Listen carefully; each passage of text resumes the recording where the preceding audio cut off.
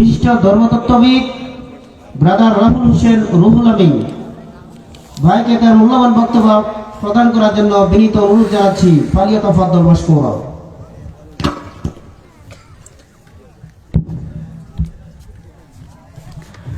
আসসালামু আলাইকুম ওয়া রাহমাতুল্লাহি ওয়া বারাকাতুহু।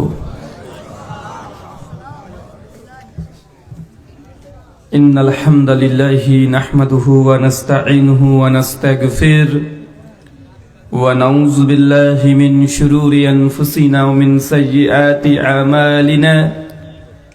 মান ইয়াহদিহিল্লাহু ফালা মুদিল্লা লাহু ওয়া মান ইউদ্লিল ফালা হাদিয়া লাহু। واشهد ان لا اله الا الله وحده لا شريك له واشهد ان محمدا عبده ورسوله اما بعد فان خير الحديث كتاب الله وخير الهدي هدي محمد صلى الله عليه وسلم وشر الامور محدثاتها وكل محدثة بدعة وكل بدعة ضلالة وكل ضلالة في النار. أعوذ بالله السميع العليم من الشيطان الرجيم من همزه ونفخه ونفسه. يا أيها الناس اتقوا ربكم الذي خلقكم من نفس واحدة وخلق منها زوجها وبث منهما رجالا كثيرا ونساء واتقوا الله الذي تساءلون به والأرحام إن الله كان عليكم رقيبا.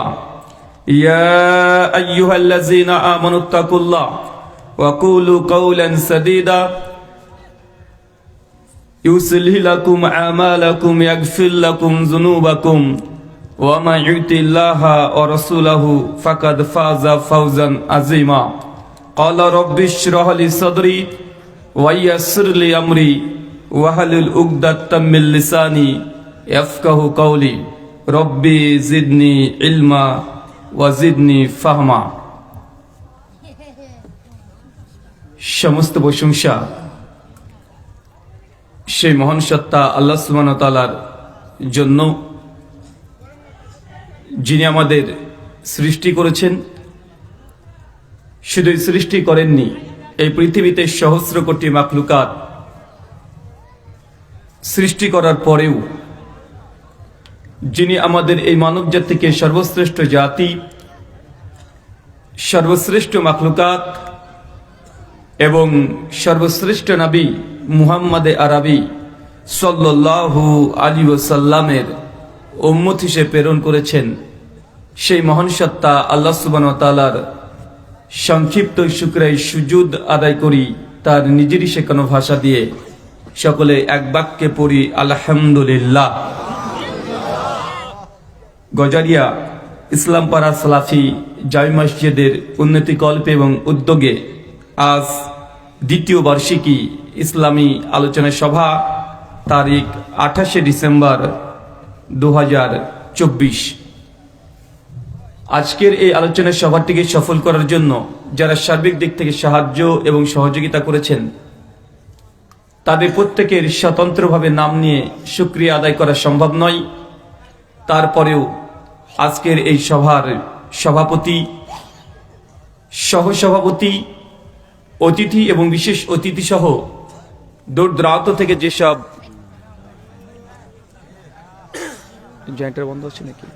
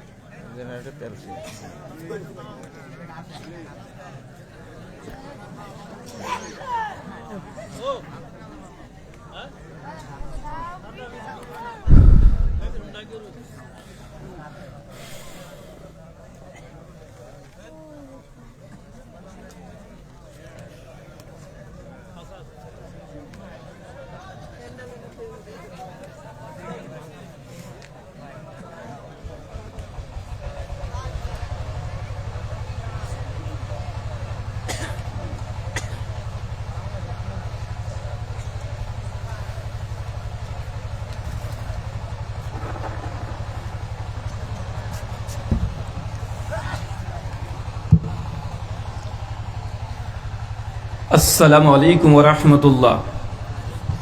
সম্মানিত সুধী, বাদ মাগরিব থেকেই বিভিন্ন আলোচক তারা পবিত্র কোরআনুল কারীম এবং হাদিসে মুবারাকা থেকে অনেক গুরুত্বপূর্ণ আলোচনা আপনাদের সামনে পেশ করেছেন। আজকের এই আলোচনা সভার অন্তিম লগ্নে আপনাদের সামনে উপস্থিত হয়েছি কিছু কথা কোরআনুল কারীম এবং হাদিসে মুবারাকা থেকে বলার উদ্দেশ্যে। রাত অনেক গভীর, শীতের রাত্রি 11টা মানে গরমের রাত্রি কমপক্ষে দুইটা না। শীত এটা মুমিনদের জন্য, ইবাদতের জন্য, মুমিনদের জন্য রাত্রি ব্যাপী ইবাদত করা এটা একটা গনিমতের মতো। যদিও যে মর্মে যে হাদিস আসছে হাদিস সহি নয়, শেখ আলবানী সনদকে যায়েফ বলেছেন, কিন্তু এর মানাগত দিক থেকে ঠিক। হাদিস না হলেও স্বাভাবিকভাবে গরমের চাইতে শীতের রাত্রি অনেক দীর্ঘ হয় না? অনেক দীর্ঘ হয়। মানুষ যদি চাই যে ইশা সালাতের পরেও 1 ঘন্টা অতিরিক্ত সময় ব্যয় করে রাত্রে 9টার দিকে ঘুমিয়ে যাবে, ঘুমানোর পরে পূর্ণ ঘুম, এরপরেও তাহাজ্জুদ অথবা ফজরের সালাতে উঠতে কষ্ট হয়? কথা বলেন না কেন? রাতটা অনেক দীর্ঘ। আবার শীতকালে দিনটা ছোট, দিন ছোট তথা শীতের সময় সিয়াম রোজা পালন করাটা সহজ হয়ে যায়। কেন? রোদের তাপ থাকে না, শরীরে পানিরও বেশি প্রয়োজন হয় না, দিনটাও ছোট হয়ে যায়। সব দিক দিয়ে মনে হয় ইবাদতের জন্য শীতকাল মুমিনদের জন্য গনিমতের মতো। আল্লাহ সুবহানাহু ওয়া তাআলা আমাদেরকে এই শীতকালটাকে ইবাদত করার জন্য তুমি তৌফিক দান করে, সকলে পড়ি আমিন। আজকে যে বিষয়ে গুরুত্বপূর্ণ সংক্ষিপ্ত আলোচনা করব, আলোচ্য বিষয় প্রচলিত ইসলাম বনাম প্রকৃত ইসলাম। কি বললাম বলেন তো? প্রচলিত ইসলাম বনাম প্রকৃত ইসলাম, বা প্রচলিত ধর্ম বনাম প্রকৃত ধর্ম। আসলে এমন টপিক সাধারণ মানুষের মনে হতে পারে যেটা আবার কেমন, যে প্রচলিত আর প্রকৃত। তার মানে বুঝতে হবে যে প্রচলিত শব্দ যখন বলছি, যে প্রচলিত সমাজে এমন কিছু ধর্মের নামে এমন কিছু চলছে, ইবাদত বা আমল বা আকীদা বিশ্বাস, যেটা আসলে প্রকৃত ধর্ম নয়। এটা মানুষ রচিত, মানুষের ইচ্ছা কল্পনাবশত, মানুষের ভালো লাগার জন্য মানুষ কিছু ধর্মকে তৈরি করেছে, কিন্তু আসলে এটা প্রকৃত ধর্ম নয়। যদি গোটা বিশ্বব্যাপী দেখি, টাইমস অফ ইন্ডিয়া 2015 সালে 13 অক্টোবর পৃষ্ঠা নম্বর 19-এ তার আর্টিকেল ছাপিয়ে বলছে যে গোটা বিশ্ব জগতে মানুষের সংখ্যা প্রায় 800 কোটি। কত কোটি? গোটা বিশ্ব জগতে প্রায় 800 কোটি মানুষ আছে। আর এই 800 কোটি মানুষের মধ্যে স্বতন্ত্র স্বতন্ত্র আলাদা আলাদা ধর্ম প্রায় 4,500। কতগুলো ধর্ম আছে? একটা দুইটা ধর্ম নয়, 4,500 আলাদা আলাদা ধর্ম। আমরা কটা ধর্মের নামই বা জানি? হিন্দু, মুসলিম, বৌদ্ধ, জৈন, ইহুদি, খ্রিস্টান, এবারে 8, 10, 12, 14টা ধর্মের নাম আমরা জানি, কিন্তু ধর্ম আছে প্রায় 4,500। যতগুলো ধর্ম আছে প্রত্যেকটা ধর্মের স্বতন্ত্র ধর্মগ্রন্থ আছে এবং সে ধর্ম পালন করার জন্য আদর্শবান ব্যক্তি আছে। কিন্তু প্রত্যেকটা ধর্ম আপনি যাই বলেন না কেন, বিশ্বজগতে যতগুলো ধর্ম আছে সমস্ত ধর্মের কাছে ইসলামকে আমরা মনে করি একমাত্র ধর্ম। মনে করি কি করি না? আচ্ছা বলেন তো, শ্রেষ্ঠ ধর্ম কি? শ্রেষ্ঠ ধর্ম ইসলাম। আমি এখানে দ্বিমত করি। যদি ইসলামকে শ্রেষ্ঠ ধর্ম বলা হয়, তাহলে ইসলামের শান, মান, মাকাম, মর্যাদা, আজমাত একটু কমিয়ে দেওয়া হয়, লঘু করা হয়। কেন? আমরা যখন বলি গুড, বেটার, বেস্ট, এর অর্থ যখন বললাম যে ইসলাম এটা শ্রেষ্ঠ ধর্ম, তার মানে পরোক্ষভাবে অন্য কোনো ধর্মকে আমি স্থান দিচ্ছি না। অন্য ধর্ম ভালো, তো ইসলাম সবচেয়ে ভালো, এরকম হচ্ছে না ব্যাপারটা? তার মানে ইসলাম শ্রেষ্ঠ ধর্ম, এটা ইসলামের একটা গুণ। কিন্তু ইসলাম শুধু শ্রেষ্ঠ ধর্ম বললে ইসলামের যে মহান মহানুভবতা, এটা আপনি কমপ্লিট ভাবে আদায় করতে পারবেন না, এর হক আদায় করা যাবে না। তার জন্য আল্লাহ সুবহানাহু ওয়া তাআলা কোরআনুল কারীম সূরা আল ইমরান সূরা নম্বর 3 আয়াত নম্বর 19-এ আল্লাহ জানিয়ে দিয়েছেন, ইন্না দীনা ইনদাল্লাহিল ইসলাম। আল্লাহর কাছে একমাত্র লাইফস্টাইল বা জীবন ব্যবস্থা সেটা কি? কথা বলেন, ইসলাম। তাই ইসলাম শুধু শ্রেষ্ঠ ধর্ম নয়। শ্রেষ্ঠ ধর্ম বললে অন্য ধর্মকে পরোক্ষ স্বীকার করে নেওয়া হয়। যে ইসলাম সবচাইতে ভালো, তবে কিছু কিছু ভালো ধর্ম আছে, যে খ্রিস্টান ধর্ম ভালো, সনাতন ধর্ম ভালো, তবে শ্রেষ্ঠ না। অনেকটা এমন মনে হচ্ছে না? তাই ইসলাম হচ্ছে একমাত্র ধর্ম, একমাত্র জীবন ব্যবস্থা। আর পৃথিবীতে যতগুলো ধর্ম বা মতবাদ এসেছে, প্রত্যেকটা মতবাদ এটা মানব রচিত, মানুষের নিজের ইচ্ছাতে, নিজের চাহিদার জন্য মানুষের ধর্মগুলোকে তৈরি করেছে। চলেন, ইসলাম আমরা যে বলছি প্রচলিত ধর্ম আর প্রকৃত ধর্মের পার্থক্য কি? প্রথম পার্থক্য হচ্ছে এটাই যে কোনো ধর্মের অবিকৃত থাকা, ধর্মটা যেভাবে এসেছে সেইভাবে থাকাটাই এটা একটা ধর্মের শ্রেষ্ঠত্ব, বা সেই ধর্ম প্রকৃত ধর্মের স্থান অধিকার করতে পারে, অন্যথায় পারবে না। দেখবেন আপনারা সাধারণ মানুষ, তবে তথ্যটা দিয়ে রাখি, গোটা বিশ্ব জগতে যে ধর্মের অনুসারী সবচেয়ে বেশি, সে ধর্মের নাম কি? খ্রিস্টান, 220 কোটি। 2 নম্বর মুসলিম, 170 থেকে 180 কোটি। 3 নম্বর হিন্দু সনাতন ধর্ম, 120 থেকে 130 কোটি। তার মানে বোঝা যাচ্ছে ইসলামের চাইতেও খ্রিস্ট ধর্মের অনুসারী গোটা বিশ্ব জগতে সবচেয়ে বেশি আছে, সংখ্যার দিক থেকে বেশি আছে। অথচ Bible RSB revise standard version 1850 সালে, যেটা 50টা চার্চ আর প্রায় 500 পাদ্রী মিলে একটা বাইবেল যখন তারা বিশুদ্ধভাবে তাহকিক করে যখন মার্কেটে ছাড়ে, তখন আরএসবি বাইবেলের পৃষ্ঠা নম্বর 7 প্রিফিক্স মানে মুকদ্দমাতে দ্বিতীয় কলমে লিখছে, at the king James version has been so serious defect, মানে আজ থেকে এর আগে যতগুলো বাইবেল ছিল, প্রত্যেকটা বাইবেল তথা কিং জেমস ভার্সন, এই বাইবেলগুলোতে অজস্র অসংখ্য ভুল ত্রুটি বিচ্যুতি সবে পূর্ণ ছিল। কথা মানে বুঝতে পারলেন না?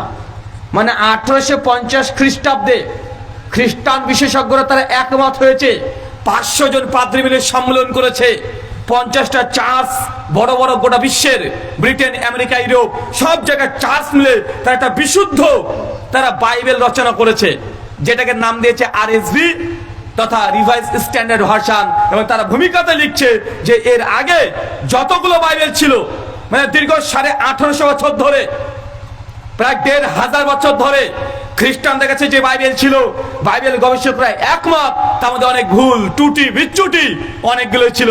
তার মানে বোঝা যাচ্ছে যে 1500 বছর ধরে খ্রিস্টানরা ভুল একটা বাইবেলকে মেনে এসেছে। মনে হচ্ছে না? সনাতন হিন্দু ধর্ম, স্বামী বিবেকানন্দ সনাতনী হিন্দু দাদাদের কাছে অনেক বড় একটা নাম।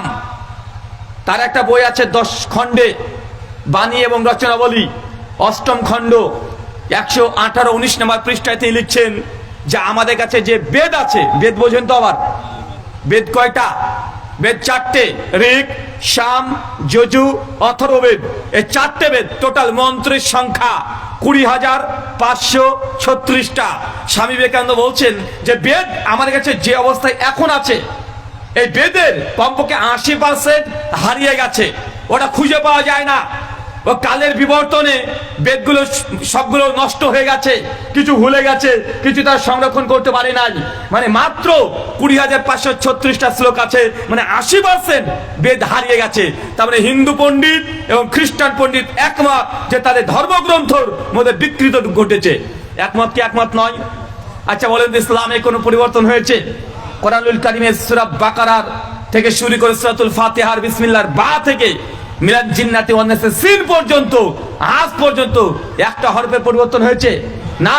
তার মানে আপনাকে বুঝতে হবে, যদি ধর্ম যদি পালন করতে চান, ধর্ম যদি মানতে চান, তাহলে আপনাকে সেই ধর্মের আগে অথেন্টিসিটি, ধর্মগ্রন্থ আসলে সঠিক আছে না বিকৃত হয়েছে, এটা প্রথম আগে প্রশ্ন তুলতে হবে। কথা বুঝতে পারলেন না? এখন যদি ধর্মগ্রন্থ যদি বিকৃত হয়ে যায়, ধর্মগ্রন্থে যদি মানুষের কথা ঢুকে যায়, ধর্মগ্রন্থ ঈশ্বর বা আল্লাহ যেটা অবতীর্ণ করেছে সেটা যদি পরিবর্তন হয়ে যায়, তাই সেই ধর্মটা কি সঠিক হতে পারে? কথা বলেন না। ঠিক এই জিনিসটা হয়েছিল ইহুদিদের ক্ষেত্রে। ইহুদিরা আল্লাহ সুবহানাহু ওয়া তাআলা তাদেরকে যখন তওরাত দিয়েছিলেন, জাবুর, ইনজিল, এই 3টে গ্রন্থকে ইহুদিরা 3 কোয়ালিটির বিকৃত করেছে। কয় কোয়ালিটির? 3 ভাবে বিকৃত করেছে। এক, তওরাতের কিছু আয়াত ছিল ইহুদিরা মুখস্থ রাখতে পারেনি, হিফজ করতে পারেনি। যে আমাদের ছোট ছোট সোনামণিরা ওরা কোরআনকে হিফজ করতে পারে কি পারে না? পারে।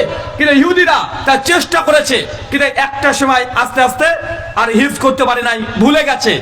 মানে তওরাতের কিছু অংশ অটোমেটিক ভুলে গেছে। আর যখনই ভুলে গেছে, কিছু মানুষ যখন ইহুদি সম্প্রদায় প্রশ্ন করেছে তাদের পাদ্রীদেরকে, তাদের ধর্মগুরুদেরকে, তখন যেহেতু ভুলে গেছে, জনসংখ্যা কি বলবে যে আমি ভুলে গেছি?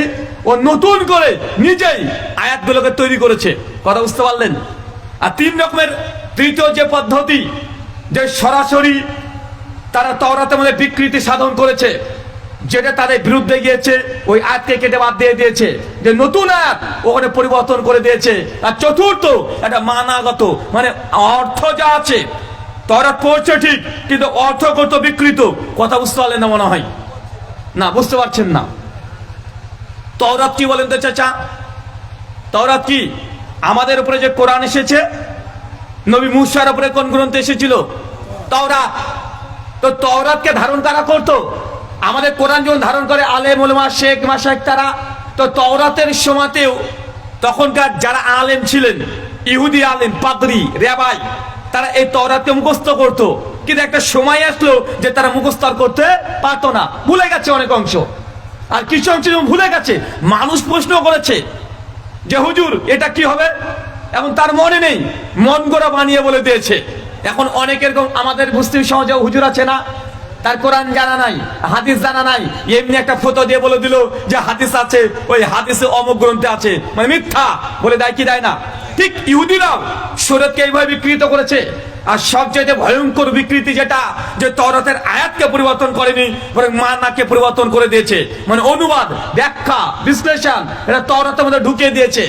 এই চারটে পদ্ধতিকে তওরাতকে বিকৃত করা হয়েছে। আর ইসলাম, এই যে প্রকৃত ইসলাম এবং প্রকৃত ইসলাম, এখানেও আলেম ওলামা কিছু আছে যারা কোরআন হাদিসের ভাষায় ওলামায়ে সু বলা হয়। আমি তাদেরকে নাম দিয়েছি ওলামায়ে ক্রাইম।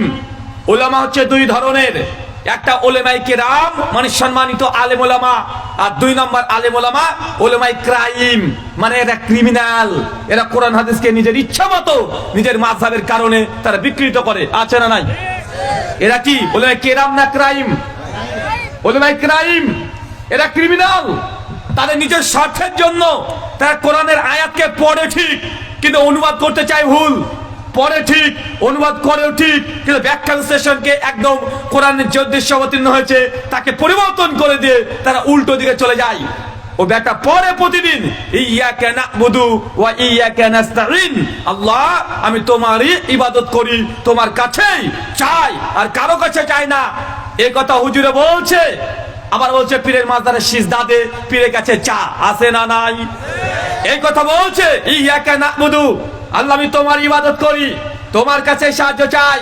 আবার বলছে ইয়া গাউসুল আজম মাদাদ, বড় পীর আব্দুল কাদের জিলানী আমাকে রক্ষা করো। আছে না নাই? কথা বলেন। বিপদে পড়লেই পীরের ওসিলা ধরে দোয়া করা, বিপদে পড়লেই পীর রক্ষা করবে এটা বিশ্বাস করা, যদি বাচ্চা না হয় পীরের দরবারে গিয়ে কুত্তার মতো গিয়ে বসে থাকা। আছে না নাই? তার মানে এরা পড়ছে তো ইয়াকা না'বুদু ওয়া ইয়াকা নাস্তাঈন, আল্লাহ আমি তোমার ইবাদত করি, তোমার কাছে চাই। তারা বলছে ঠিক, কিন্তু তারা আমলটা ঠিক করছে না। এমন বর্তমান বাংলাদেশে মুসলমান আছে না নাই? আছে। তার মানে আপনাকে বুঝতে হবে যে কোরআন পড়ছে, ইহুদিদের একটা স্বভাব ছিল, তারা তওরাত পড়তো, কিন্তু তওরাতের ব্যাখ্যা বিশ্লেষণকে উল্টো করতো। চলেন কয়েকটা মিসাল দিই। দেখবেন কিছু কিছু আলেম আছে, নাম নেব না, নাম নেওয়া যাবে? নাম নিচ্ছি না, যদিও নাম নেওয়া জায়েজ নয়, সরি নাজেজ হারাম নয়, বরং যারা শরীয়তকে বিকৃত করে তাদের নাম নেওয়াটাই সালফে সালিহিনদের মানহাজ। এই জন্য ইমাম বুখারী তারিখুল কাবির, আসমাউর রিজাল, জারাত, তাদিল, এই গ্রন্থগুলো পুরোটাই শুধু মানুষের সমালোচনাতে, একদম গোটা বইগুলো সমালোচনা। কথা বুঝতে পারলেন না? জারা ওয়া তাদিল মানে কারো উপরের প্রতি জারা করা, আর তাদিল প্রশংসা করা। মানে একটা হাদিস যদি বর্ণনা করতে হয়, আমরা বলে দিলাম কলা আন আবি হুরায়রা রাদিয়াল্লাহু তাআলা আনহু قال قال رسول الله صلى الله عليه وسلم, এই যে আবু হুরায়রা বলেছেন, রাসূল থেকে শুনেছি, এই যে রিওয়ায়াত করছে, কিন্তু আবু হুরায়রা থেকে ইমাম বুখারী পর্যন্ত বা আবু হুরায়রা থেকে আবু দাউদ পর্যন্ত কমপক্ষে 5 থেকে 6টা সনদ নিয়ে গেছে। ইসনাদু মিনাদ দ্বীন, দ্বীন কি? ইসনাদ, সনদ। আর এই সনদের যে রাবী তাদের যদি পাওয়া না যায়, কোন একটা রাবি হাদিস বর্ণনা করছে, তার নাম যদি এই রিজাল শাস্ত্রে না পাওয়া যায়, আসমা রিজালে যদি না পাওয়া যায়, তাকে মুহাদ্দিসদের পরিভাষায় মাঝহুল। এই হাদিস যতই ভালো টেক্সট হোক না কেন, যে নবীর নাম দিয়ে হোক না কেন, এই হাদিস গ্রহণযোগ্যই না, বর্ণনা করাই যাবে না। কথা বুঝতে পারলেন? কেন? কারণ যে ব্যক্তি বর্ণনা করছে মুহাদ্দিসগণ তাদের কিছুই নিয়ে আসেন নাই। কথা বুঝতে পারলেন? তার জন্য তাকে বলে মাঝহুল। তাই শরীয়ত যেটা বিকৃত করে, তাদের নাম ধরে সমালোচনা করা, তাদের প্রতি জারা করা, এটা সালফে সালিহিনের এটাই মানহাজ। অনেক মানুষ মনে করে এটা গীবত করা। তুমি এখন গীবত কি এটা বুঝতে পারো নাই। গীবত আমার ব্যক্তির স্বার্থে যদি কোনো কারো সমালোচনা করি, এটা হবে গীবত। কি বললাম বলেন তো?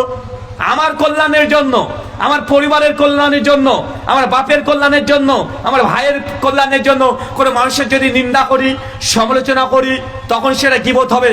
শরীয়ত যারা বিকৃত করছে তাদের নাম ধরে সমালোচনা করা, এটা গীবত নয়, এটা জারা করা। আর এই জারা করা সালফে সালিহিনের মানহাজ। বাংলাদেশে যে বক্তা আছে দেখবেন চিৎকার মারে খুব, নাম হচ্ছে আব্বাসী, আসে না, ইনাতুল্লাহ আব্বাসী, চিৎকার মেরে বলে, শোনেন, যারা নবীকে নূর বিশ্বাস করে না তারা কাফের, তাদের বউ অটোতলা। বা চিৎকার মারে কি মারে না? যারা নবীজি নূর না বাসার, নূরের তৈরি না মাটির তৈরি, এই মাসালা নিয়ে যারা চিৎকার মারে, যারা চ্যালেঞ্জবাজি করে, তাদের চ্যালেঞ্জের ভাষাটা একটু শুনে রাখবেন ভালো করে। আসলে আব্বাসী সাহেব যে বিষয়ে চ্যালেঞ্জ দিয়েছে এবং তিনি যে শব্দগুলো বলেছেন, যারা নবীর নূরকে অস্বীকার করে তারা কাফের। আসলে তাই, যারা নবীর নূরকে অস্বীকার করে সত্যি তারা কাফের। এটা আমরাও বলি। মানুষকে ধোঁকা দেওয়া হচ্ছে, এখানে তাওরিয়া করছে, তাকিয়াবাজি চলছে। কারণ তারা বলছে এক, শ্রোতা বুঝছে আর এক। আসলে তিনি যখন চ্যালেঞ্জের ভাষা বলছে, যারা নবীকে নূর বিশ্বাস করে না সে কাফের। কিন্তু ভাই নবীর নূর না বাসার এটা নিয়ে দ্বিমত নেই। নবীকে যে নূর বলা হয়েছে কি হয় নাই, এটা নিয়ে আহলুল হাদিসদের সঙ্গে কোনো দ্বিমত নেই। বরং সমস্যা হচ্ছে নবী কিসের তৈরি নিয়ে, এটা নিয়ে না ভাই। আরে নবী তো নূর, এটা আহলে হাদিসরা বিশ্বাস করে। ওঠান তাফসীর ইবনে কাসির সূরা মাইদা সূরা নম্বর 5 আয়াত নম্বর 15, কদ জাআকুম মিনাল্লাহি নূর ওয়া কিতাবুন মুবিন। আল্লাহ কোরআনুল কারিমে পরিষ্কারভাবে বলছেন যে আমি তোমাদের জন্য একটা কিতাবুল মুবিন পাঠিয়েছি, মানে আল কোরআন, এবং একটা নূর পাঠিয়েছি। তাফসীর ইবনে কাসির উঠিয়ে দেখেন, তাফসীর তাবারি উঠিয়ে দেখেন, তাফসীর কুরতুবী উঠিয়ে দেখেন, আহসানুল বায়ান উঠিয়ে দেখেন, যে কোনো তাফসীর দেখেন, সমস্ত তাফসীরে নূরের অনেকগুলো অর্থ আনা হয়েছে। তার একটা অর্থ করা হয়েছে নূরিয়ানি মুহাম্মদ রাসূলুল্লাহ সাল্লাল্লাহু আলাইহি ওয়াসাল্লাম। কথা কি বুঝতে পারলেন? কি বুঝবেন বলেন তো? এখানে সমাজে প্রচলিত ইসলাম আর প্রকৃত ইসলাম যদি বুঝতে হয়, সূক্ষ্ম পয়েন্ট আপনাকে মাথায় রাখতে হবে। আমরা আহলে হাদিস তারাও বলি নবীজি নূর, কিন্তু সমস্যা এটা নিয়ে নয় যে নবীজি নূর কি নূর নয়। সমস্যাটা হচ্ছে এটা নিয়ে নবীজি নূরের তৈরি কিনা। কথা বুঝতে পারলেন না? এই জন্য আব্বাসী যখন চ্যালেঞ্জ করে, ভালো করে শুনবেন শব্দগুলো, ও চ্যালেঞ্জ করে যে নবীজি নূর যে অস্বীকার করে সে কাফের। আমি তাকে বলেছিলাম, হুজুর নবীজি নূরের তৈরি এই শব্দ দিয়ে একবার চ্যালেঞ্জ করো। চ্যালেঞ্জ করবে না কেন? কেন ও জানে এই মর্মে কোরআন হাদিস থেকে কিছু প্রমাণ নেই। এটা হচ্ছে তাওরিয়া করা। ইহুদিরা এরকমই করতো, তাদের জনসাধারণকে এইভাবে ধোকা দিত। মানে তারা বলতো এক আর তারা বুঝতো আর এক। যখন সাথে নাম জনতাকে বলছে যারা নবীর নূর তৈরি, নবীকে নূর বিশ্বাস করে না সে কাফের, সাধারণ জনসাধারণ কিন্তু বুঝে নূর মানে নূরের তৈরি। বুঝে কি বুঝে না? বোঝে কি বোঝে না? এটাই বুঝে। এই জন্য আল্লামা ইকবাল বলেছিলেন যে ইহুদি এবং খ্রিস্টানদেরকে লক্ষ্য করে আর বর্তমান মুসলমানকে লক্ষ্য করে, কালাম কো বদল দেতি হে খুদ বদলতি নেহি, মানে খুদ বদলতি নেহি লেকিন কালাম কো বদল দেতি হে, মানে নিজে পরিবর্তন হবে না, নিজের আকীদা মানহাজ পরিবর্তন করবে না। যেহেতু একটা ফতোয়া দিয়ে দিয়েছি, তাই যে কোনো মূল্যে আল্লাহর কালাম কোরআনকে চাইলে তারা বিকৃত করে নিজের ফতোয়াকে ঠিক প্রমাণ করার জন্য ব্যস্ত হয়ে যায়। আছে না নাই? প্রচলিত ইসলাম এবং প্রকৃত ইসলাম সূক্ষ্ম পয়েন্ট আছে। চাচা মনে হয় আপনি এখনো বুঝতে পারেন নাই। আচ্ছা আমি কি বললাম বলেন তো? আহলে হাদিসরা নবীকে নূর মানে কি মানে না?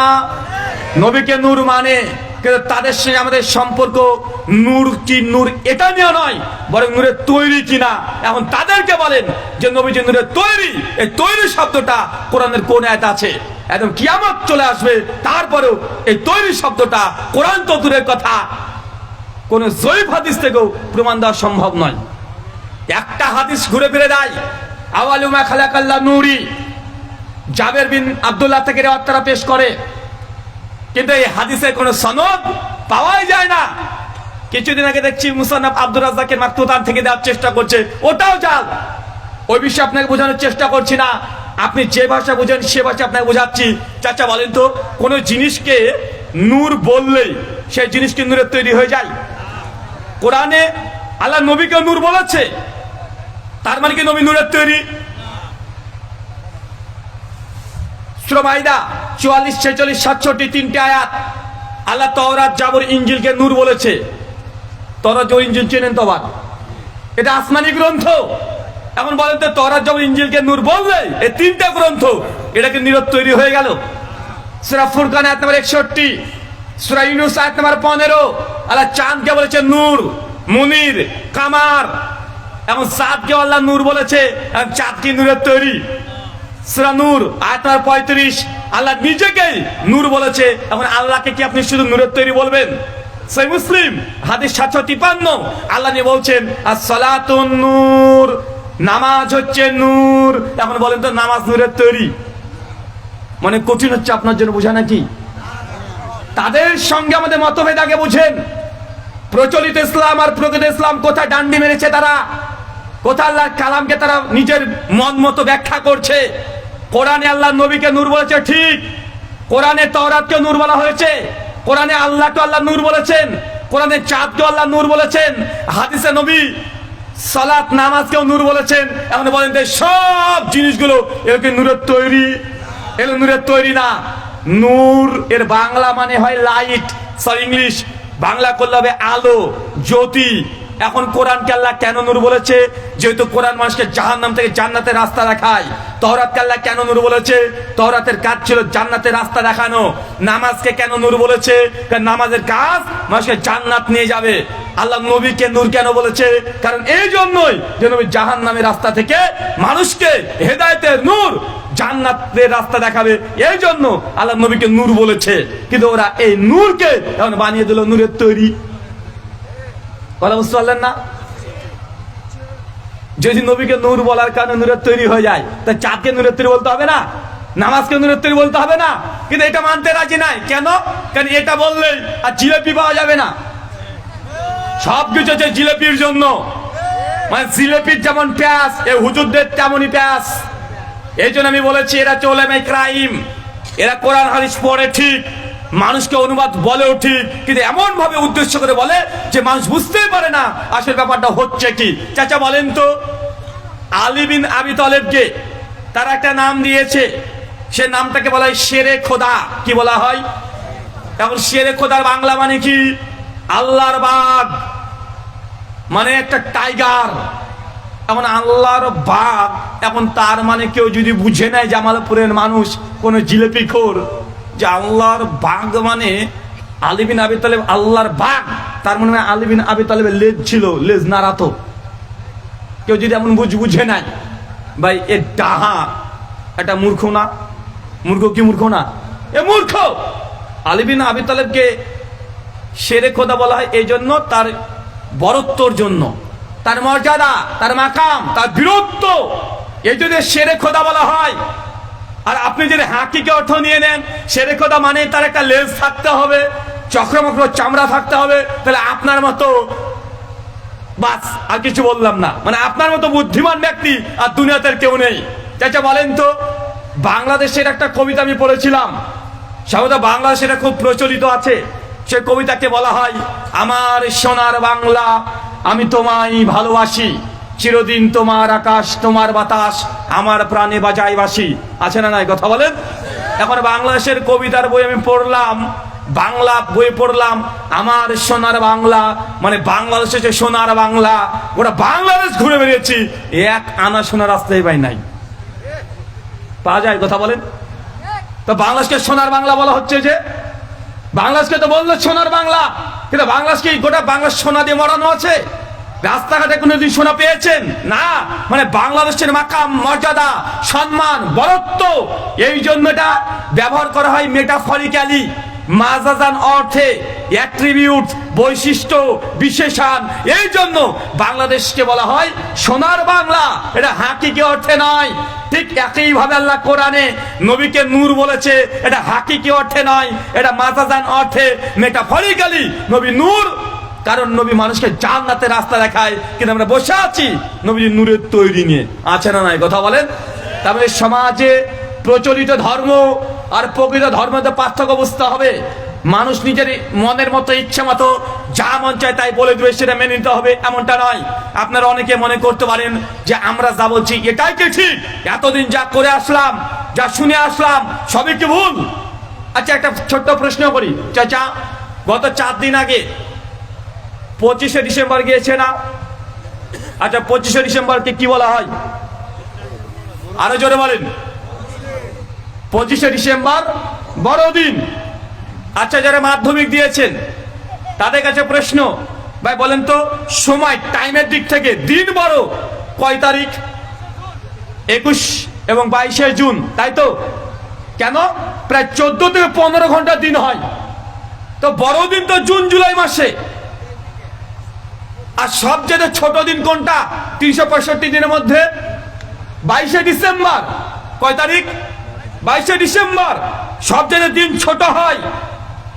চাচার মাথার উপর দিয়ে যাচ্ছে মনে হয়, আপনার ভাষাতে বোঝায়। চাচা, গরমের সময় দিন ছোট হয় না রাত বড় হয়?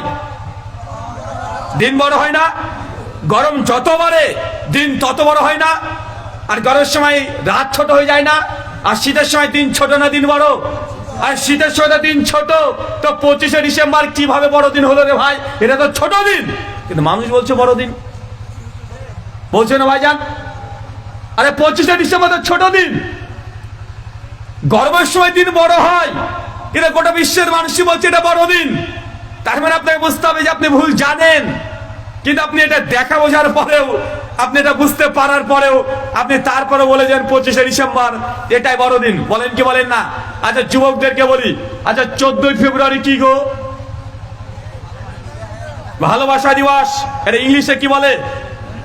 Valentine day. মাশাআল্লাহ, জামালপুরের ছেলেরা অনেক বেশি ইংলিশ ভালো বোঝে। 14ই ফেব্রুয়ারি তথা ইংলিশে ভ্যালেন্টাইন ডে, বাংলা মানে ভালোবাসা দিবস। আচ্ছা, আমাকে বলেন তো, পৃথিবীর কোন ইংলিশ ডিকশনারি আর গ্রামারে এই কথা লেখা আছে ভ্যালেন্টাইন ডে তার বাংলা মানে ভালোবাসা দিবস? আরে ভালোবাসা দিবসের ইংলিশ কি হয়? লাভ ডে, বা বিশ্ব ভালোবাসা দিবস মানে ইন্টারন্যাশনাল লাভ ডে বা ওয়ার্ল্ড লাভ ডে। তো ওয়ার্ল্ড লাভ ডে বাংলা মানে ভালোবাসা দিবস, বিশ্ব ভালোবাসা দিবস। ভ্যালেন্টাইন ডে এটা বাংলা কোন দিক থেকে হয় যে ভালোবাসা দিবস? মানে বুঝতে পারলাম না মনে হয়। তারপরে আপনি ভুল জানতেন তো নাকি? ভালোবাসা দিবস না বেশ্যা দিবস ওটা পরে হবে, ওটা পরে আলোচনা হবে।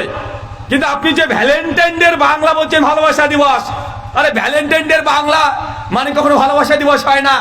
ভালোবাসা দিবসের ইংলিশ ইন্টারন্যাশনাল লাভ ডে। তা আমরা বুঝতে পারছি আমরা ভুল জানি, কিন্তু আপনি তারপরে প্রতিনিয়ত আমরা বলছি। চাচা, ওই মাঠে যখন গরু বাঁধতেন আপনি ছোটবেলাতে, একটা সাপ এসে গরুর দুধ খেয়ে পালিয়ে যেত, সাপটার নাম কি?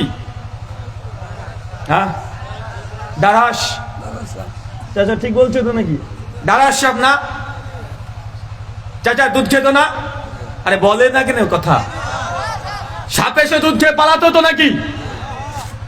আচ্ছা, যারা মাধ্যমিক দিয়েছেন তারা বলে তো সাপ কি দুধ খায়? হ্যাঁ, আরে সাপ দুধই খায় না, সাপ দুধ খেতে পারে না। আপনি যে জোর করে সাপকে দুধ খাইয়ে দেন, ওরা 7-8 ঘন্টা পরে এমনি মারা যাবে।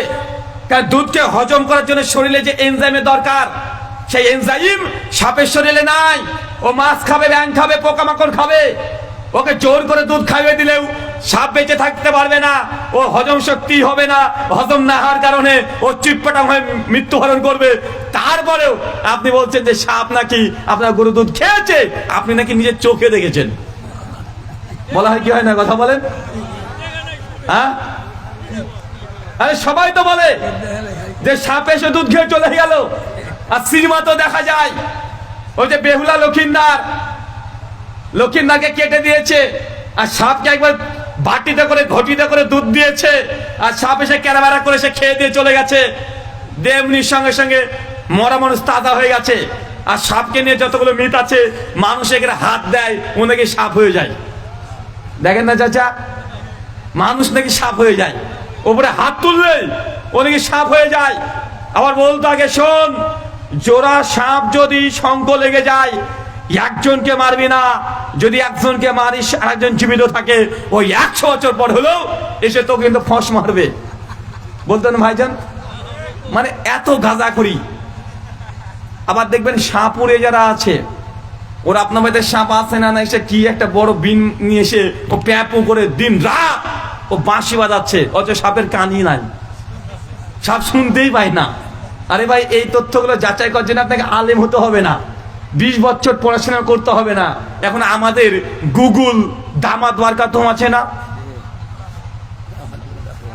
গুগল কি দামাত বারকাতুম আলিয়া, আর চ্যাট জিপিটি হাফেজাহুল্লাহ। এখন চ্যাট জিপিটি কে প্রশ্ন করেন যে মামু সাপ কি দুধ খায়, দেখেন ভাগ্নি হিসেবে আপনাকে উত্তর দিয়ে দিবে, তথ্য ডেটাবেস সহ দিয়ে দিবে। ভাই দেয় কি দেয় না, কথা বলেন তো। এখন মানুষের চোখে ধুলো দিয়ে বক্তব্য দেওয়ার জোগাড় নাই। তার মানে চাচা আপনাকে বোঝাতে চাইলাম যে আপনার মধ্যে ভুল আছে, এটা আপনি জানেন। আমি তো আপনাকে জাস্ট দেখালাম যে খ্রিস্টানদের মধ্যে বড়দিন হচ্ছে ওটা সবচেয়ে ছোট দিন। হিন্দুরা মনে করে সাপ হচ্ছে মনসা দেবী, এদের দেবীকে তারা দুধ খাওয়াচ্ছে, অথচ সাপ দুধই খেতে পারে না। আর ভ্যালেন্টাইন ডে ইন্টারন্যাশনাল, তারা মনে করছে এটা সত্য জিনিস, অথচ এর অনুবাদ একদমই ভুল। আচ্ছা, নাস্তিকদের ব্যাপারে একটু বলি। নাস্তিকরা বলে তারা অনেক নাকি বিজ্ঞান মনস্ক, ওরা নাকি সায়েন্স বিজ্ঞান দিয়ে ওরা বিশ্ব জগৎকে তারা মানদণ্ড করে। যখন বৈশাখ মাস আসতো, সেই সময় বাংলার নাস্তিকরা কি বলতো, এসো হে বৈশাখ এসো, চিৎকার মারতো না? এমন বলেন তো বৈশাখ কি? নাস্তিক কেন 14 গোষ্ঠী সবাই যদি বৈশাখে এসো এসো করে ডাকে, বৈশাখ এক ধাপ আগে আসতে পারবে? 1 সেকেন্ড আগে আসতে পারবে? তো ওই যে নাস্তিক, ও বৈশাখকে ডাকছে।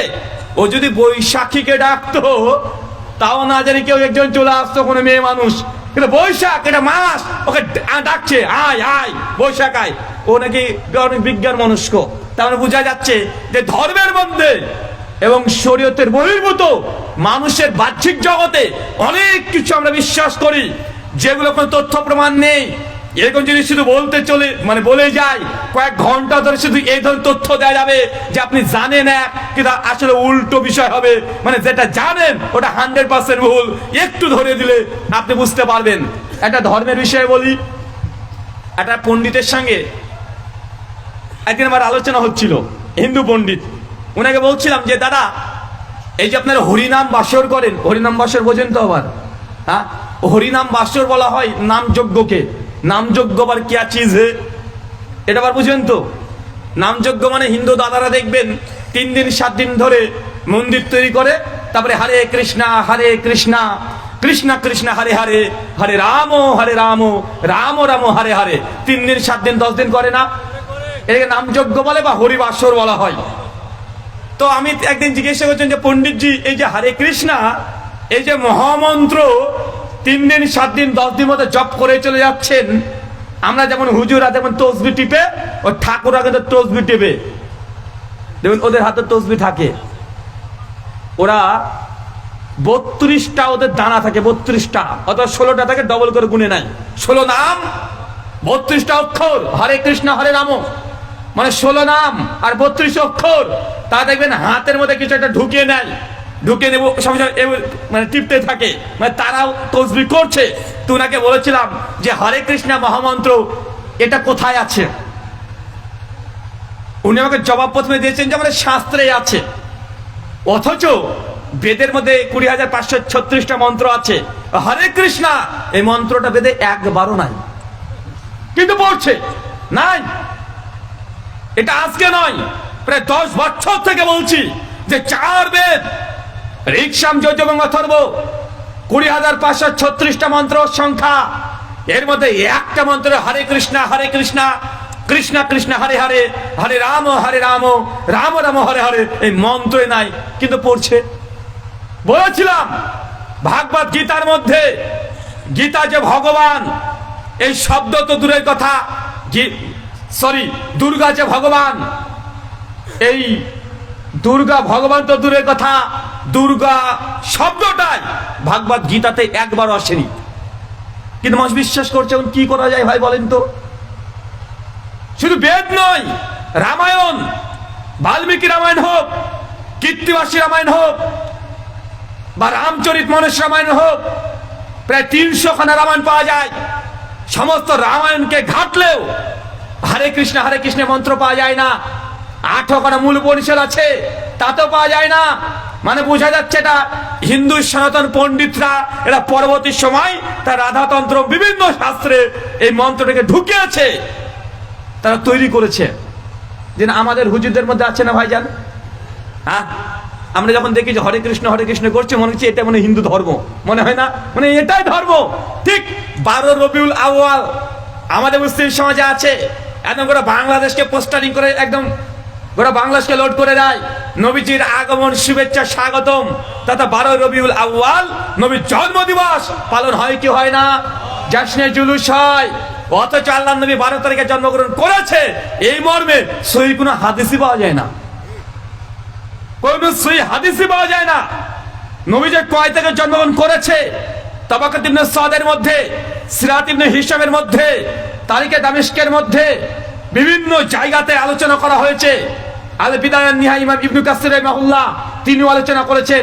কমপক্ষে 11 খানা মত পাওয়া যায়। কয়টা মত? কথা বলেন। 11 খানা মত পাওয়া যায়। আরে বড় পীর আব্দুল কাদের জিলানী, যার নাম নিলে আগুন হয়ে যায় পানি, এই কথা বলে বেদাতীরা। আব্দুল কাদের জিলানী রাহিমাহুল্লাহ আল মুতাফা 556 হিজরি, তিনি আবার বলেছেন নবী 12 রবিউল আউয়াল জন্মগ্রহণ তো করেনি, বরং 10 মুহররমে জন্মগ্রহণ করেছে। মুহররম মাসে 10 তারিখে। কয় তারিখে? 10 তারিখে। কে বলেছে? বড় পীর আব্দুল কাদের জিলানী রাহিমাহুল্লাহ। পীর মানি কিন্তু পীরের কথা মানি না, এরকম জিলেপি সমাজে আছে না নাই? আমি কিন্তু কাউকে গালি দিচ্ছি না, কাউকে গালি দিচ্ছি না, জিলেপির কথা বলেছি। কারণ কেউ যদি জিলেপি শুনে যে রেগে যায়, আমার কিছু করার আছে? হ্যাঁ, আমি কাউকে ইঙ্গিত করে কথা বলছি না, কাউকে কষ্ট দিতে চাই না। জাস্ট আপনাকে বলছি শরীয়ত আছে কি, মানুষ বানাচ্ছে কি। মানে ছিল এক, করছে আর এক।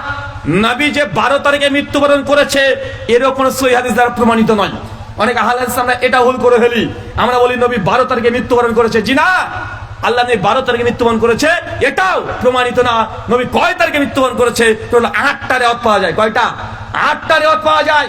শাইখুল ইসলাম ইবনে তাইমিয়া রাহিমাহুল্লাহ তার মাজমুউল ফাতাওয়ার মধ্যে আলোচনা করেছেন।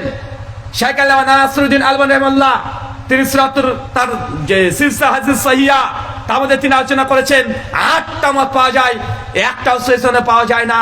তবে সেই মুসলিমে এতটুকু প্রমাণিত আল্লাহ নবী সোমবার জন্মগ্রহণ করেছেন, সোমবার মৃত্যুবরণ করেছে, এটা প্রমাণিত, তারিখ প্রমাণিত নয়। কথা বুঝতে পারলেন না? কি প্রমাণিত নয়?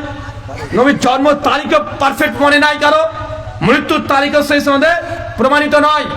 Doctor professor Asadullah Ghalib sir তিনিও তার বই সিরাতুর রাসূলের মধ্যে তিনিও নবী মৃত্যুর তারিখ নিয়ে আলোচনা করে তিনিও নিয়ে এসেছেন যে আল্লাহ নবী 12 তারিখে মৃত্যুবরণ করেছে, এটা সহিহ সনদে প্রমাণিত নয়। আর অনেক ইমাম সাহাবদের মধ্যে বলে গেছেন যে নবী মৃত্যুর শান 12 তারিখ, এটাও প্রমাণিত নয়। কথাকে বুঝতে পারলেন? কিন্তু আমাদের এই 12 রবিউল আউয়াল যেভাবে ঘটা করে জশ্নে জুলুস করা হয়, মিলাদ করা হয়, অমুসলিমরা মনে করে এটা ইসলাম। মনে করে কি করে না? কথা বলেন।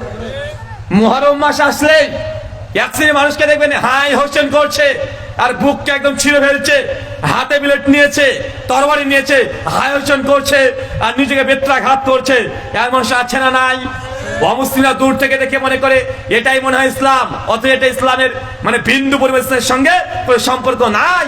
মানে যেটা দেখছেন সমাজে চলছে ধর্ম মনে করে, কিন্তু এটা ধর্ম না, এটা হচ্ছে অধর্ম। তাই আরে ভাই, অনেক সুন্নিরাও করে, অনেক জিলেপি করে, তারাও চলে যায়। সাধারণ মুসল্লি তো বুঝে না। ছেলে অসুস্থ ছিল, মা বলে দিয়েছে যে আল্লাহ আমার ছেলে যদি ভালো হয়ে যায় তাহলে কাশে দিয়ে পাঠাবো। আসে না নাই? কথা বলেন। বাংলাদেশে শুনেছি আপনাদের বাংলাদেশে বাইজিদ বুস্তামের কবর আছে। কার কবর? বায়েজিদ বুস্তামির মাজার আছে, অথচ বায়েজিদ বুস্তামি তার বাড়ি হচ্ছে ইরাক। জিন্দেগিতে একদিন বাংলাদেশে আসে নাই, কিন্তু ব্যবসা চলছে বাংলাদেশে। চলছে কি চলছে না? চলছে। মানে যা দেখছেন এক, কিন্তু ঘটনা উল্টো।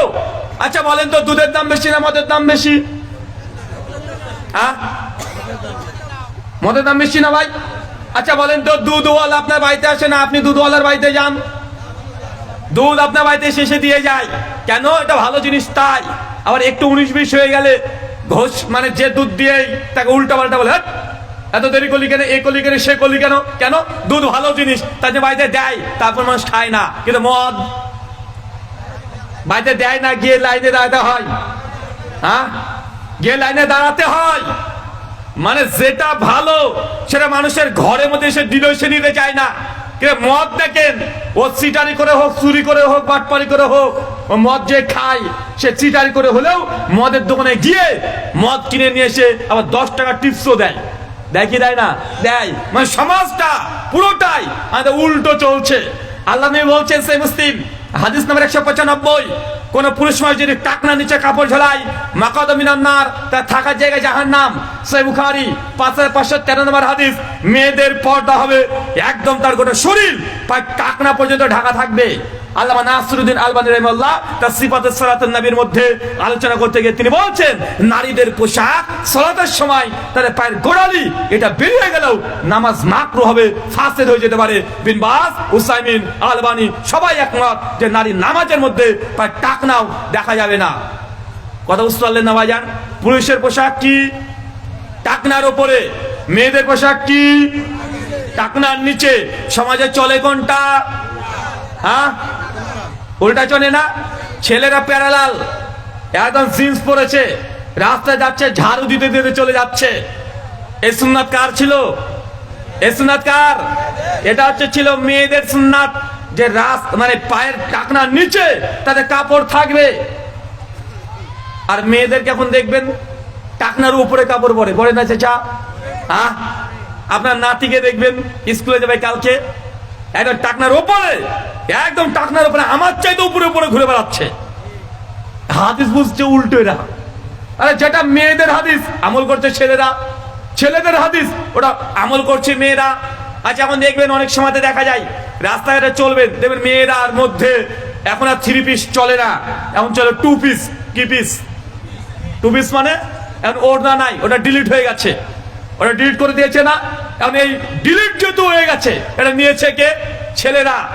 বিয়ের দিন তার স্ত্রীর ওড়না নাই, ছেলে পাঞ্জাবি পরে ওড়না দিয়ে ঘুরে বেড়াচ্ছে। ওড়না নাই না ভাই? আছে না নাই? আরে আছে। আপনি সব জায়গায় ধর্ম থেকে শুরু করে বাহ্যিক জীবনে মানুষের মধ্যে প্রচলিত আর প্রকৃত দুটোই চলছে। আল্লাহ সুবহানাহু ওয়া তাআলা তুমি আমাদেরকে বোঝার তৌফিক দান করো, সকলে বলি আমিন। সম্মানিত সুধী, এই প্রচলিত আর প্রকৃত এই দুটোকে যদি আপনি চিনতে চান, একটাই রাস্তা, সেটা ধর্মগ্রন্থে ফিরে আসতে হবে। কোথায় কোথায় ফিরে আসতে হবে? যদি মুসলমান হন কোরআনে হাদিসে, যদি হিন্দু হন গীতা অথবা বেদে। কোথায়? শ্রীকৃষ্ণের একটা কথা আমার খুব ভালো লাগে, আর মাঝে মধ্যে কথাটা আমি বলি। শ্রীকৃষ্ণ তিনি যে হিন্দুদের ভগবান তারা বিশ্বাস করে, শ্রীমদ্ ভাগবত গীতা অধ্যায় নম্বর 16 শ্লোক নম্বর 23 এবং 24 অর্জুন এসে শ্রীকৃষ্ণকে বলছে যে প্রভু, কোনটা ধর্ম কোনটা অধর্ম আমি কিভাবে বুঝবো, আমাকে আপনি বুঝিয়ে বলেন। শ্রীকৃষ্ণ তখন বলছেন সংস্কৃত শ্লোক বলছে, দেখেন, ইয়া শাস্ত্রবিধি মুসৃজ্যবতদ কাম করতাহ না সুখম না সিদ্ধাম না বনোতি না পরম গতিম। হে অর্জুন, যারা শাস্ত্রবিধিকে উল্লঙ্ঘন করে, যারা শাস্ত্রবিধিকে ছেড়ে দিয়ে পরিত্যাগ করে দিয়ে, ইয়া শাস্ত্রবিধি মুসৃজ্যবতদ কাম করতাহ, ধর্মগ্রন্থকে ছেড়ে দিয়ে কাম করতাহ, নিজের মন যা চায়, নিজের নাফস যা চায় সেই অনুযায়ী ধর্ম করে, সেই অনুযায়ী উপাসনা করে, আরাধনা করে, গুণকীর্তন করে, জপ তপ করে, না সুখম না সিদ্ধাম না বনতি না পরম গতিম, আমি সেই ব্যক্তিকে দুনিয়াতে কখনো সুখ দিই না, মৃত্যুর পর কোনো মোক্ষ লাভ দিই না, কখনো জান্নাত দিই না, মানে বৈকুণ্ঠ ধামে সে ব্যক্তি প্রবেশ করতে পারবে না। বলতো ভাই কথাটা ঠিক না ভুল? হ্যাঁ, এটা ঠিক আছে না? শ্রীকৃষ্ণ পরিষ্কারভাবে বলছেন, ধর্মগুণ থেকে ছেড়ে দিয়ে কেউ যে নিজের ইচ্ছে মতো ধর্ম পালন করে, মন যা চায় তাই করবে, সে ব্যক্তি কখনোই স্বর্গে যেতে পারবে না, সে ব্যক্তি কখনোই তাদের যে বৈকুণ্ঠ ধাম সে প্রবেশ করতে পারবে না। যদি ধর্ম মানেন, ধর্মগ্রন্থ কি বলছে এটাই দেখতে হবে। ঠিক একই সিমিলার কথা কোরআনেও আছে, হাদিসেও আছে। আল্লাহ নবী আলাইহিস সালাম তিনি বলছেন, মান আমিলা আমালান লাইসা আলাইহি আমরুনা ফাহুয়া রাদ্দুন, কোন ব্যক্তি এমন কোন আমল করলো যে আমল নবীর আদেশ নেই, মানে শাস্ত্রে নেই, সে আমলটা যতই ভালো হোক না কেন, মন মতো আমল করেছেন, ফাহুয়া রাদ, সে আমলটা বাতিল। সে মুসলিম হাদিস নাম্বার 1718, সুনান আবু দাউদ হাদিস নাম্বার 4606, মিশকাত হাদিস নাম্বার 140, বিভিন্ন জায়গাতে এগুলো প্রমাণিত আছে। তাহলে আপনাদেরকে আমার এই উদাত্ত আহ্বান, ধর্ম যদি পালন করতে হয় কিতাবে আছে কিনা দেখতে হবে আগে। কি বললাম?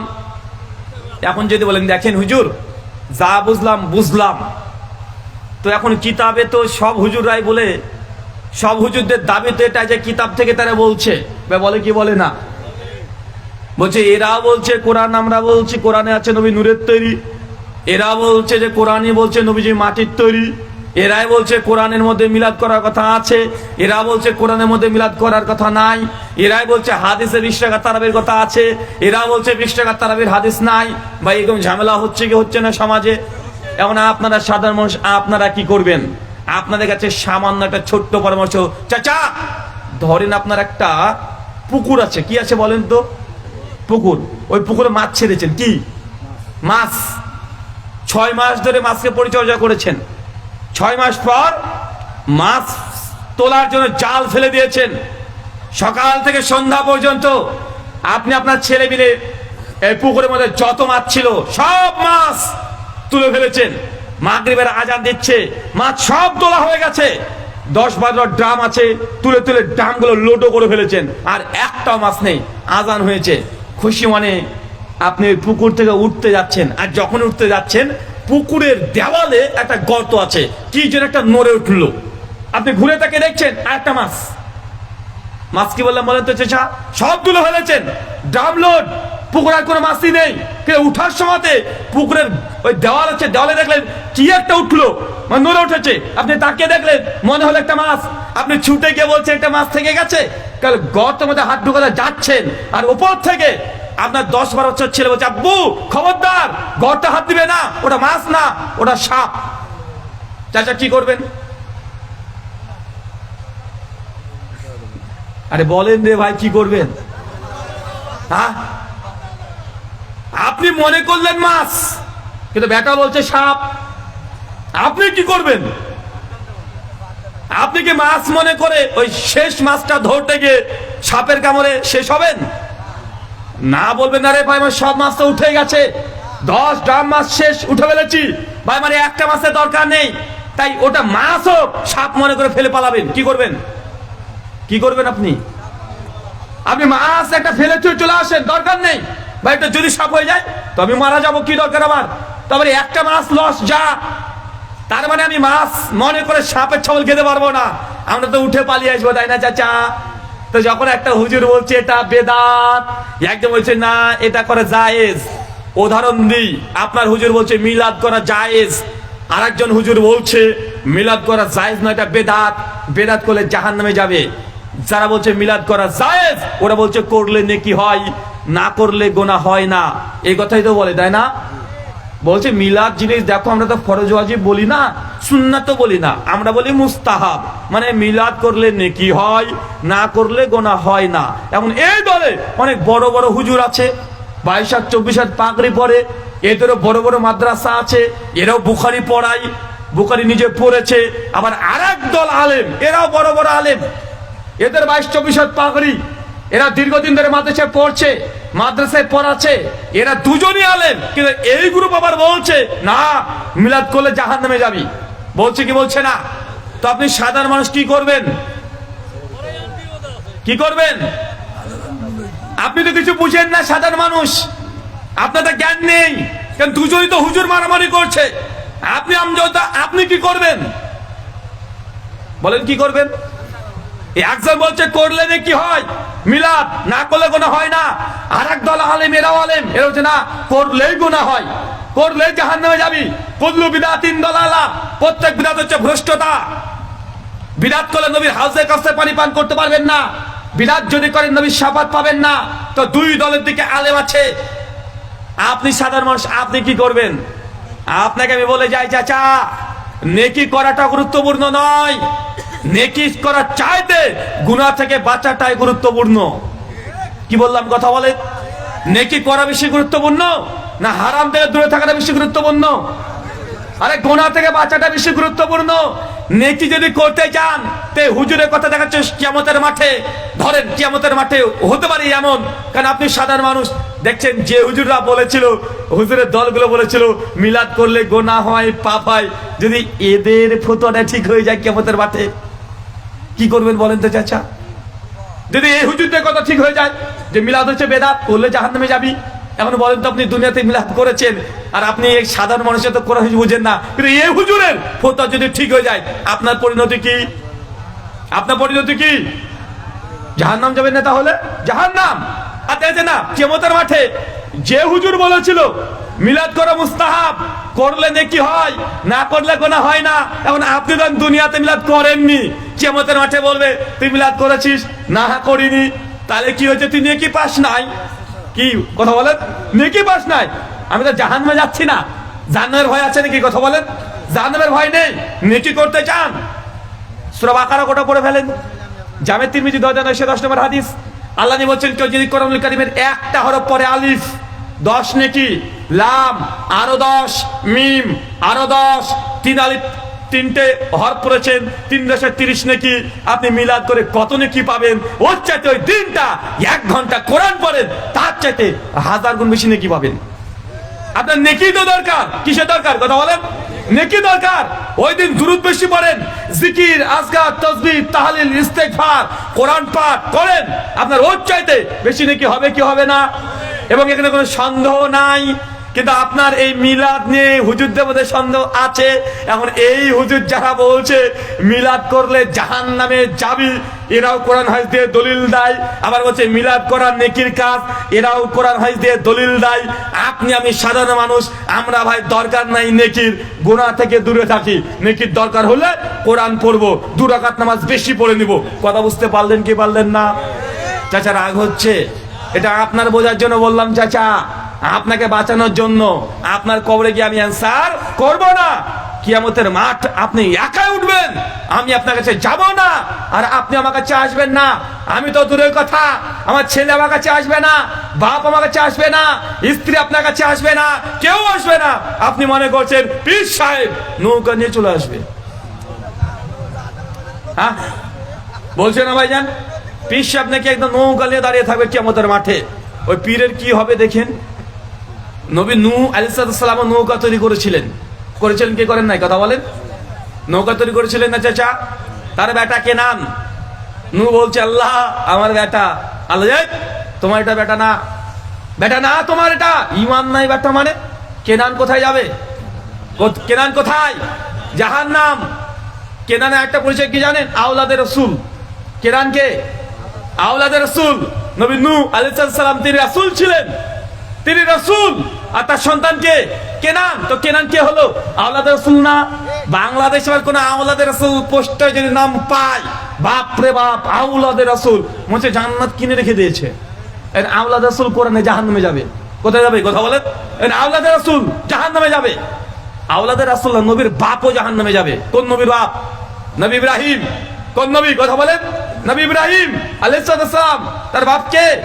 আজর। তার বাপের নাম হচ্ছে আজর। সহিহ বুখারী 3350 নম্বর হাদিস, কিতাবুল আম্বিয়া। আল্লাহ নবী বলেন কিয়ামতের মাঠে আজরের সঙ্গে নবী আলাইহিস সালামের সাক্ষাৎ হয়ে যাবে। সঙ্গে সঙ্গে নবী ইব্রাহিম তার বাপের জন্য দোয়া করার চেষ্টা করবে, শাফাত করার চেষ্টা করবে। আল্লাহ সঙ্গে সঙ্গে নিষেধ করবে, ইব্রাহিম না, কখনো কখনো না। তারপরে ফেরেশতারা এসে নবী ইব্রাহিমের বাপকে টেনে হিঁচড়ে জাহান্নামে নিক্ষেপ করবে, আর চেহারা সুরত হয়ে যাবে শুয়োরের মতো। সে বুখারী বর্ণনা। তার মানে নবীর বাপও জাহান্নামে যাচ্ছে, যাচ্ছে কি যাচ্ছে না? কথা বলেন। নবীর বাপ এখানে জাহান্নামে, নবী ইব্রাহিমের বাপ জাহান্নাম, নবী নূহের সন্তান ছেলে, রক্তের ছেলে, তার নিজের বীর্য দিয়ে যে ছেলে উৎপন্ন হয়েছে সেটা যাচ্ছে জাহান্নামে। আর একজন আছে, মনে রাখবেন, তার স্ত্রী জাহান্নামে যাবে। নাম কি? কোন নবীর স্ত্রী জাহান্নামে? নবী লূত আলাইহিস সালামের স্ত্রী। সূরা তাহরিম সূরা নম্বর 66 আয়াত নম্বর 11, লূত আলাইহিস সালামের স্ত্রী জাহান্নামে যাচ্ছে কি যাচ্ছে না? তার মানে চিন্তা করে দেখেন, ইসলাম এখানে রক্তের সম্পর্কের 5 পয়সা মূল্য নেই। তুমি বলছো যে পীরের বাচ্চা পীর, গদ্দিনাসিনী পীর, বাপ পীর, বেটা মূর্খ, ও কিছু জানে না, ও আসন পেয়ে গেছে, ও গদ্দিনাসিনী পীর। আছে না নাই? কথা বলে। বলছে বাপ আমাকে খিলাফত দিয়ে গেছে, মর বুঝতে পারবি খিলাফত কয় ভাগে ভাগ, খিলাফতের যে ভাগ কটা বুঝতে পারবি। নবীর সন্তানকে নাম জাহান্নামে, নবীর বাপ জাহান্নামে, নবীর স্ত্রী জাহান্নামে। কোরআন আল্লাহ সব দেখে দিয়ে বোঝানোর চেষ্টা করছে, যার ঈমান নেই সে নবীর ছেলে হলেও সে জাহান্নামে যাবে। অথচ একজন নারী আছে কোরআনে, যে জান্নাতে ঘর পেয়ে গেছে অলরেডি। কে বলেন তো? আসিয়া। পরিচয়? ফেরাউনের স্ত্রী। ফেরাউনের স্ত্রী জান্নাতে ঘর, লূত আলাইহিস সালামের স্ত্রী জাহান্নাম। নবীর স্ত্রী জান্নাত, সরি জাহান্নাম। কিন্তু কাফের ফেরাউন বদ মানুষ, তার স্ত্রী কোথায় যাচ্ছে?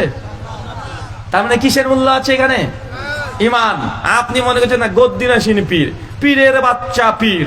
একজন বলছে, দেখ আমার পীর এত বড় পীর, আল্লাহকে একবার দুইবার নয় 100 বার দেখেছে। ভাই সমাজ যেমন আছে না নাই? একটা বই আছে ফাজালে আমল, ওটার ফাজালে সালাত অধ্যায়ের করাচি পাকিস্তান থেকে যেটা ছাপা, পৃষ্ঠা নম্বর 67 তা লিখছেন যে ইমাম আবু হানিফা রাহিমাহুল্লাহ আল্লাহ সুবহানাহু ওয়া তাআলাকে 99 বার দেখেছেন। কতবার? 99 বার। কারা লিখেছেন? হানাফি ভাইরা।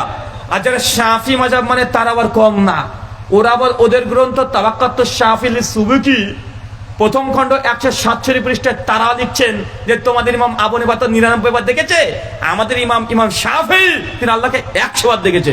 নেন সেঞ্চুরি। তোদের ইমাম 99 বার, আমাদের ইমাম 100 বার। আর যারা পীর তরিকা বিশ্বাসী, এদের তো কথা ধরা ছড়ি বাইরে। এরা 99 একসাথে ক্ষান্ত নয়, এদের সবচেয়ে বড় পীর, যেটাকে আপনি মনে করছেন বড় পীর আব্দুল কাদের জিলানী, না, তার আগে একটা পীর ছিল, নাম হচ্ছে বাইজিদ বুস্তামি। কি নাম? বাইজিদ বুস্তামি।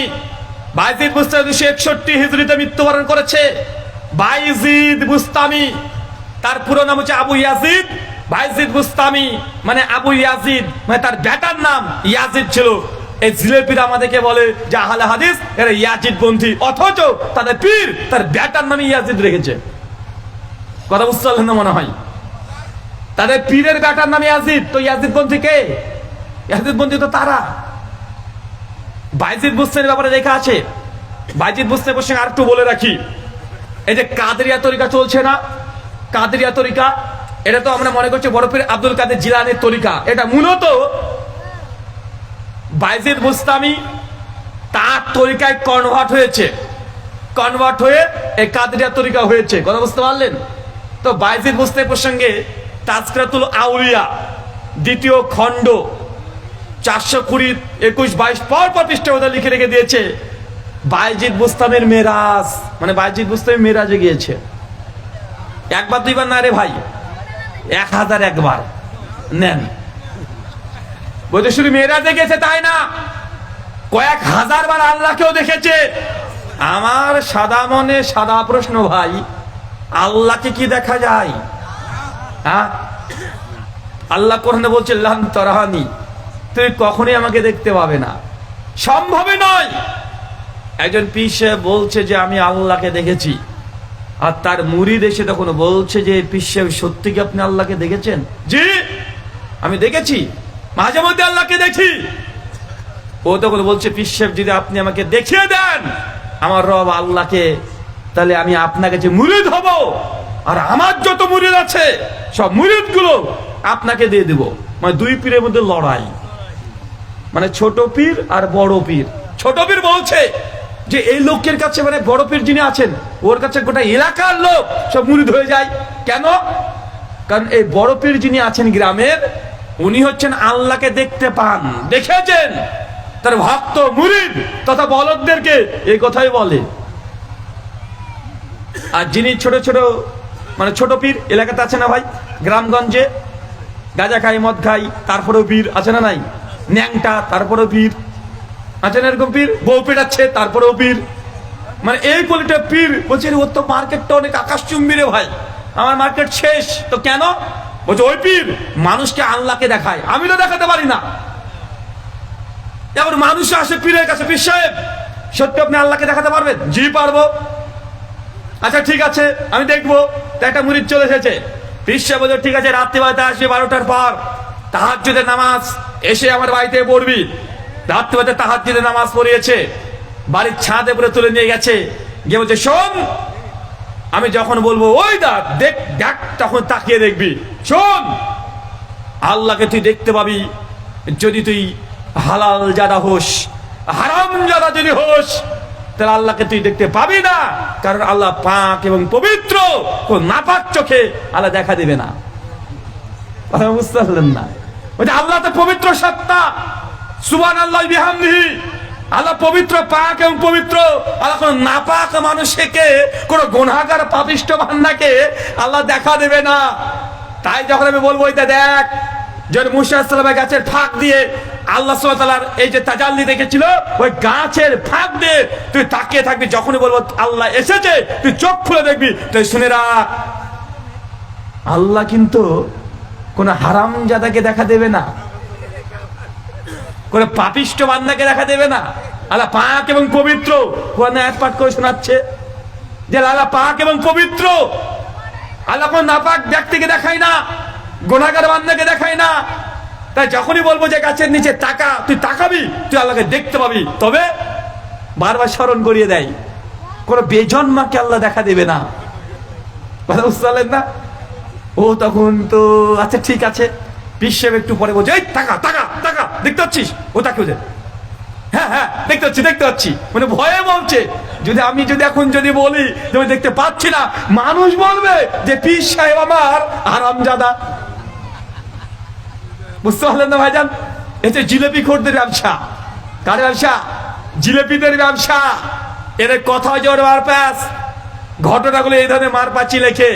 আর একটা কথা বলি বুঝতে পারবেন, ইমাম আবু হানিফা রাহিমাহুল্লাহর ব্যাপারে লিখেছে তারা ফাজালে আমলের মধ্যে, আল্লাহকে তিনি 99 বার 100 দেখেছে, তো দেখেছে ঠিকই আছে, মেনে নিলাম, যা করেছে করেছে। লিখছি ইমাম আবু হানিফা রাহিমাহুল্লাহ তিনি এর সাথে অজু করতেন, আর ওই অজু একদম ফজর বন্ধ থাকতো। কতক্ষণ থাকতো? কথা বলেন। ফজর পর্যন্ত। একদিন দুই দিন না রে বাবা, 40 বছর। মানে আমার বয়স কেবল 30, আমার বয়সে 30, উনি 40 বছর এশা টু ফজর মাঝখানে তার অজু ভাঙে নাই। তার মানে ফুসফাস কিছু হয় নাই, প্রস্রাব পায়খানা বাদ দেন, ফুসফাসও হয় নাই, স্ত্রীর কাছেও যাওয়ার প্রয়োজন হয় নাই। 40 বছরে এশা টু ফজর মাঝখানে ঘুমায় নাই। ঘুমিয়েছে নাকি? চাচা ঘুমালে অজু থাকে? আমার সাদা মনে ভাই সাদা প্রশ্ন, স্ত্রী হক আদায় করেছে কি করেনি এটা পার্সোনাল ম্যাটার, তারা বুঝে নিবে। হাগামতা হয়েছে কিনা এটা তাদের ব্যাপার, তারা বুঝে নিবে। আমার সাদা মনে সাদা প্রশ্ন, চাচা এশা থেকে ফজর পর্যন্ত যদি অজুকে টিকিয়ে রাখতে হয়, তাই নিঃসন্দেহে ঘুমায়নি তিনি। ঘুমিয়েছে কেন? ঘুমালে কি অজু থাকে? ঘুমালে তো অজু থাকে না, ঘুমালে তো অজু চলে যায়। আমার প্রশ্ন, তাহলে এশা টু ফজর পর্যন্ত ইমাম সাহেব কি করতেন? উত্তর, তাহাজ্জুদের নামাজ পড়তেন। আমার সাদা মনে আবারও সাদা প্রশ্ন, সাদা মন আমার কাদা নাই। কথা বুঝতে পারলেন না ভাইজান? আচ্ছা বলেন তো তাহাজ্জুদ কাকে বলে? ফাতাহাজ্জাদ বিহি, সূরা বানী ইসরাঈল আয়াত নম্বর 79। পরিষ্কার ভাবে আশরাফ আলী থানভী থেকে শুরু করে যত দেওবন্দি উলামারা আছে, হানাফি আব্দুল হাই লাখনাবী থেকে শুরু করে সবাই একমত, তাহাজ্জুদ ওই নামাজকেই বলে যে নামাজ ঘুম থেকে উঠে পড়া হয়, এর জন্য তাহাজ্জুদ। বুঝতে পারেন না মনে হয়? যা তাহাজ্জুদ কেন বলে বলেন তো? ঘুম থেকে উঠাটাই তাহাজ্জুদ। নামাজ তো নামাজ, বাঙালি আমরা আরবি বুঝলেই বুঝি না বলে এই জিলেপি গুলো আমাদের সামনে দিতে পারে। তারাবির নামাজ কোনটা? ওই যে রমজান মাসে পড়ি, তাই না? আমরা মানুষের তারাবি যে 2 রাকাত করে পড়ছি, মনে করছি এই 2 রাকাত নামাজের তারাবি। চাচা, ওইটা তারাবি নয়। 2 রাকাত 4 রাকাত নামাজ পড়া পরে যে বিশ্রাম দিচ্ছি, অবস্থান করছি, কিছুক্ষণ রেস্ট করছি না, এটাকে আরবিতে বলে তারবিহা, এটারে বহুবচন তারাবি। কথা কি বুঝতে পারলেন? মানে এই যে বিশ্রাম দিচ্ছেন, এটার নাম তারাবি। বুঝতে পারলেন মনে হয়? নামাজ তো নামাজ, এর কাইফিয়তের কারণেই নামটাকরণ করা হয়েছে। রাত্রিতে যে নামাজ পড়ছেন কিয়ামুল লাইল, এটাকে তাহাজ্জুদ কেন বলা হয়? যদি ঘুম থেকে উঠে পড়তে হয়। হানাফি মাঝের ফতোয়া হচ্ছে এটাই, কেউ যদি রাত্রিতে না ঘুমায়, সারা রাত জেগে আছে, সারা জেগে থেকে যদি নামাজ পড়ে, তাহলে ওটা তাহাজ্জুদ বলা যাবে না, ওরা মুতলাকান নফল নামাজ বলতে হবে। কারণ তাহাজ্জুদের জন্য ঘুম শর্ত, ঘুম থেকেই উঠে আপনাকে নামাজ পড়তে হবে।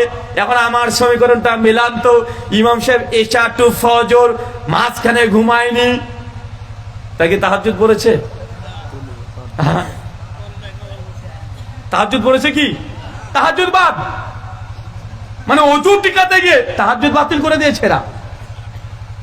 তাহাজ্জুদ বাতিল করে নাই, যদি ওযু টিকায় তা তাহাজ্জুদ বাদ। আর যদি তাহাজ্জুদ বাদ করে তাহলে ওযু নাই, মানে যেই দিকে যাবে সেই দিকে মহা মুসিবতে পড়বে। পড়বে কি পড়বে না? কারণ ঘুম শর্ত তাহাজ্জুদ, আর তাহাজ্জুদের জন্য যদি ঘুমিয়ে পড়ে তো ওযু নাই, ওযু ভেঙে গেছে। তাই 40 বছর যে বিনা মানে এক হচ্ছে এশা টু ফজর, এটা একটা গাল গল্প ছাড়া কিছুই না। কথা কি বুঝতে পারলেন? আল্লাহ সুবহানাহু ওয়া তাআলা আপনাদেরকে বোঝার তৌফিক দান করো। চলো পড়ি আমিন। সামনে শুধু আপনারা মনে কষ্ট পাচ্ছেন, হ্যাঁ?